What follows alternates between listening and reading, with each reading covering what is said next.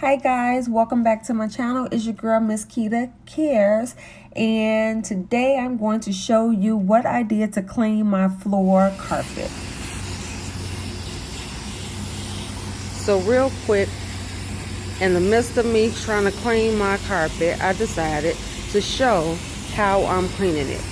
So I am at just a regular manual car wash, and I am using the car wash tool. And right now I am using just the wash cycle. I'm getting ready to put it on. I'm grabbing this foaming brush here, and I'm gonna use this to scrub it. Can you see that? And I'm here. I chose to do about 10 minutes.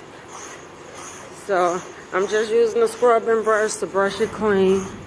Then I'm gonna go back with the power wash to get all the soap off. And then come back through with a rinse. And this will probably take me about 20 minutes. So I will come back and show you what I did. And this is the rug.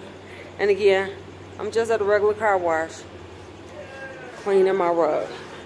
And this is an area rug.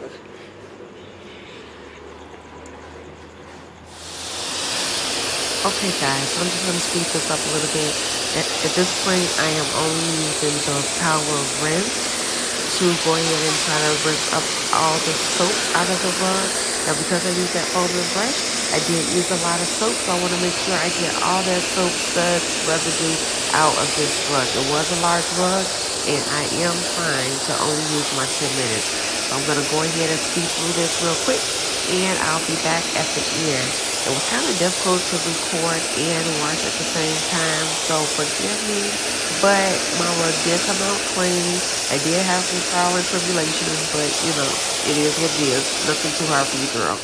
So what I couldn't show you was me struggling to roll up this rug, but I did go ahead, roll it up, put it in the back of my Nissan Maxima, and took it home.